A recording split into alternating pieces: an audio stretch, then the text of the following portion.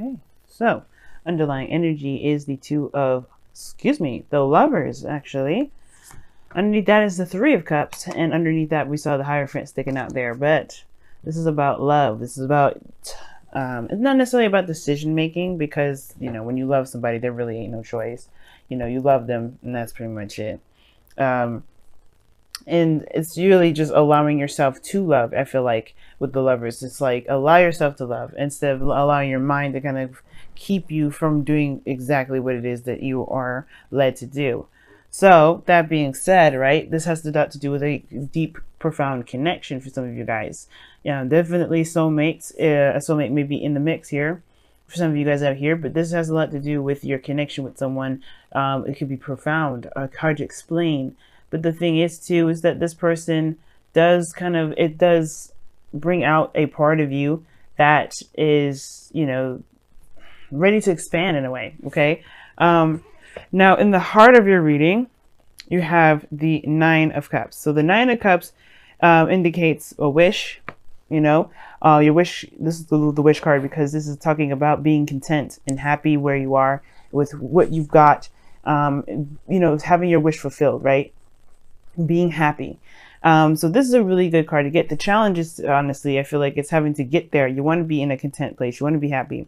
You want to feel good about it. But the thing the obstacle that's crossing right now is that if it's worth the steps guided to take at the moment, the steps that's there to take. Now with the Five of Swords, this can indicate an empty victory, or feeling like there's some thends that you may have to do in order to get to happiness that you may not be wanting to do in the first place. Maybe some things that you just kind of feel like would end up making you feel not so victorious even after doing that. You know what I mean? So there's this Five of Swords energy here that's keeping you from being able to feel happy. So there's some sort of process in which to go about having your happiness that may make you feel as though this isn't exactly worth the trouble, right? You're trying to figure out whether or not this is worth worth all this, the extra sacrifices and all that. You're trying to figure out if it's worth, risking everything to kind of get what you want. Now, in the past, you have the Four of Swords. So definitely taking a rest, definitely taking a moment to relax a little bit. I feel like this is the thing, right? I feel like if you're in a relationship with somebody, it does kind of give me a bit of a feeling that there's a third party situation. Like maybe there's someone else that's involved with another person. Maybe this person's married, or this is you, right? Maybe you're married and you found someone outside of your marriage that, made you really happy, that really connects with who you are. But there's some things that you may have to go through in order for you to be together. And that may be a very hard step. And you don't know whether or not if it's worth the effort or not. For some of you guys, it may not have anything to do with marriage. It may have to do with putting yourself out there to, surrendering some sort of control, you know what I mean, or something like that. Five of Swords is talking about a sacrifice. So whatever it is that you have to sacrifice in order to get to happiness, or however you feel like, whatever you feel like you have to sacrifice, because it doesn't necessarily mean that you really do have to. Sometimes you could compromise with the Five of Swords. But it's, again, that's still like getting a piece of what it is that would make you happy. It's compromising. It's like, is it worth compromising or staying, being a stickler about what it is that you want? Now, I do feel like you guys took some time out to reflect on a lot of this. Took a lot of time to really think about what it is that you want. Really heal and reflect. Because now you have the Knight of Wands, which talks about kind of going with the flow, in the sense of like doing what you love to do, doing what you want to do, only what you want to do. You could be dealing with somebody that's a little bit inconsistent, someone that's an in and out, someone that's a player, or this could indicate here that you guys are, trying to, you're just kind of doing what you can in the moment, right? Doing what you want to do in the moment. Not pushing it, not stressing it, not anything like that. Now, the Knight of Wands is very Sagittarian, even though it can represent an Aries or a Leo. And I do feel like for some of you guys, with the Knight of Wands coming up, it could indicate that you guys, may be dealing with somebody that is very passionate, very exciting, may have an age difference too, because he did have the Hierophant.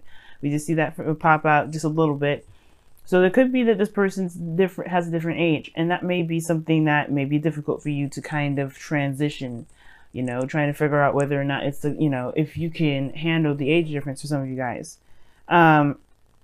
Because ultimately everything leads to a choice. You have the Two of Pentacles that leads to the future. You have to make a practical decision, but it's a decision based off of your emotions. So whatever this Two of Pentacles is, I don't know if you're distracting yourself or you're trying to actually make a decision here, but it's most important that you focus on, or you look at what you feel about these options, because you know, you can pick any of the two, but if they, you know, if they don't do anything for you, I mean, you got to figure out which ones really resonate with your emotions, how they make you feel. This is a relationship, not a business. So it does kind of make sense, right? To kind of have to make practical decisions regarding your love life from the heart. So the thing is, right, your goal, aim, ambition is the Two of Wands. So this is really talking about making a decision and going for it, you know, just going ahead and just making it happen. You know, there's no right or wrong way of how to build a relationship. So whatever path that you take, it's totally fine. And I feel like that's your goal. You just want to make a decision and do something about it. You really want to just go in some sort of direction and make this relationship something, you know, or do something with this connection that you've got, right? The Knight of Wands is super passionate and super eager to go. And I feel like that's you guys. You're pumped. You're ready to go. You're excited about the, you know, the connection that you have, how you're feeling. You feel driven, and that Two of Wands to me is like definitely ready to take on the relationship that you got. Now your external energy is the Fool, so you're definitely starting a new beginning, or there's a new beginning that's definitely coming up in this, you know, with the Knight of Wands energy. So this is good, right? So you know, you're coming into it with open, ready to experience. Good energy here, because I feel like with the Fool and the Knight of Wands, like I said before, very Sagittarian, because you're open to the experience and all that. You're definitely going to be traveling, in, if not physical traveling, but you're going to experience something new. You're going to be starting fresh. And I feel like that, you know, that is a good approach to everything. Because in your outcome, you have the Four of Cups. Yeah, Four of Cups. So Four of Cups, man, that's good, because I mean, it's not good actually, kind of, because it can indicate feeling stuck, and it's stuck on the Three Cups that you've been looking at before. Remember, this is underneath. So Three Cups talks about support, people that are around you, close knit groups, family, and it could be that the Four of Cups may, you know, you may be feeling stuck in your emotions, not sure of, you know, of taking that risk, of taking a leap of faith. But in a way, it looks like you already are. Like you already are, but it feels like you kind of get stuck. I'm going to pull a clarifier for your outcome, because I wonder why you have so many good cards here, but then get stuck here at the outcome.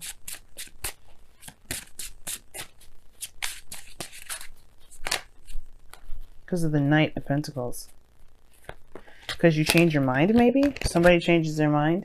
Someone changes how they feel, or somebody's emotions change, or perhaps somebody that comes back from the past that you know definitely appears, and you're not sure if this is gonna get, if you're gonna get the same old BS, or if you're gonna get something new. Yeah, that's a hard one. Knight of Cups and the Knight of Wands. Those two cards together can kind of make you feel like you don't know if you can really be in a relationship, a stable relationship with someone like that.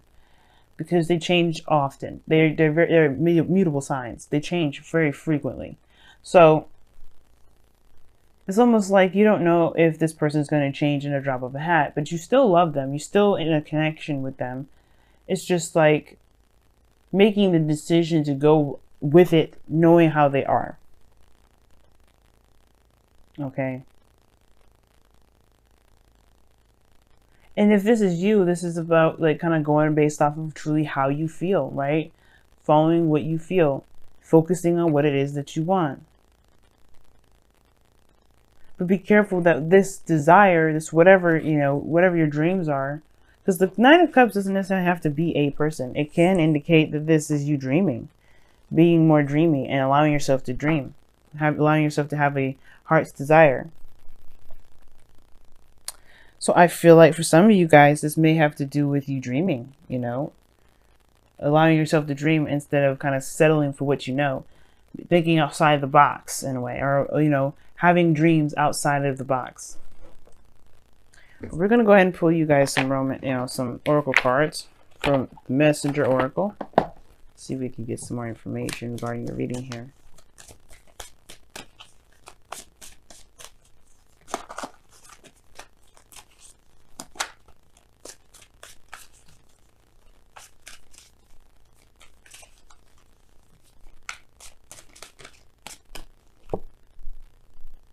We are all connected. Wow, nice. And we are. This is saying, like, this is really talking about the lovers that you got here in your underlying energy. And it's like we all are going through very similar things. Soulmates, especially when we come in together, we have very similar things, in common. But the connection is real. That's the thing that I want to point out for a lot of you guys out here. Your connection is definitely real. Being in the moment with it is very good. But the Five of Swords is almost like you're not sure if it's worth being involved with the person, perhaps. I'm going to actually pull a clarifier for the Knight of Wands because, it's cool and all that you go from this to this, maybe having a lot more fun. But the Five of Swords is like, yeah, but, there's a doubt here.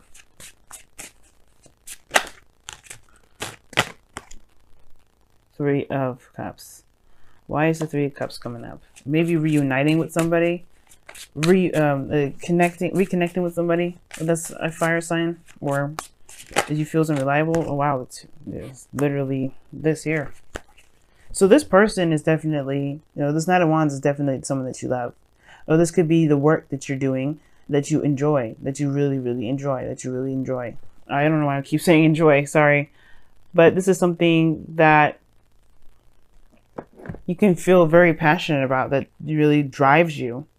Now, for some of you guys, I really feel like this is, this is a workplace. This is in a workplace for some of you guys, or this is having to do with the people that you are surrounded with, or this is someone that's very close to you, perhaps someone that's a friend that wants to become more, or you feel a very strong connection with a friend. Someone that you have a great time with, but you feel like there's more to the story. There's more to it. And I feel like that's the thing. Because you know the nature of this individual, someone that's kind of that only goes and does what they want to do, it's hard to kind of figure out whether or not it's worth pursuing or not. Is it worth, being selfish about it and going ahead and just trying to make it happen, or not? Let me go ahead and pull you guys your wisdom of the Oracle. See what you guys got. Very interesting reading this time, Scorpios.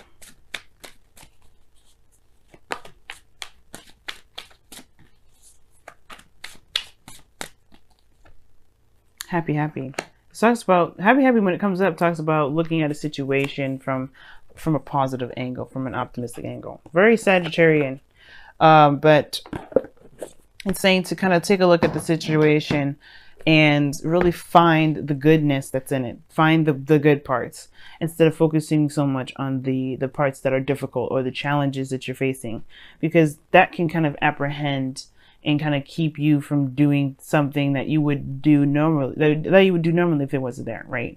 It's like, okay, those factors are a part of it, right? Don't completely discount those, but what else, what good stuff can you get out of this relationship? What are you truly getting from this connection? You got cards in here that indicate you have to make a decision, but you already have, reflected and taken time, and that means, I feel like that means you had a truth. Now, for some of you guys, there may have been a pause in the relationship as well. Maybe you guys have had some time of distance, and maybe this person travels a lot. But I feel like that's the thing. It's hard, perhaps, to have somebody that's long distance, and you're trying to figure out whether or not it's worth continuing to pursue, or it's worth, kind of fighting for in a way. What sacrifice do you feel like you have to make to have this connection with this person that you believe is a traveler rather than someone that settles down and stays in one space? Either way, this is a new beginning. You know that you're in love with this person. You know that you're connected with this person. And it's like, what are the good attributes about the relationship that would encourage you to move forward? Because you already know what you may have to sacrifice. You already know what some things that you may have to just compromise on. Like some things that you're just going to be like, okay, well, has to happen. And you are connected. We are all connected, meaning that, you know, we are all woven into the same fabric. We may have our own situations, our own troubles or whatever, but we are still a part of each other's lives in a great deal. You know, we all have a story that that connects us with everybody. You know, so this person here definitely is a tie to you, but and I feel like the biggest thing is to look at what can you do to make this relationship work? What are the good things that you can dredge up in this relationship? If you really have a hard time finding it, then it kind of gives you a better idea what you should do, right? To make the decision that's best for you. Because if you can't find anything that's good about the connection, then yeah, then you may find yourself having a hard time continuing to move forward, because you're the Knight of Wands right now, if that's you. If this isn't you, then, you know, but I really feel like that's you, going with what your heart wants, going with how you feel about the project, about the relationship, about the job, about the career, about the lifestyle. You know, if it is truly authentic to you.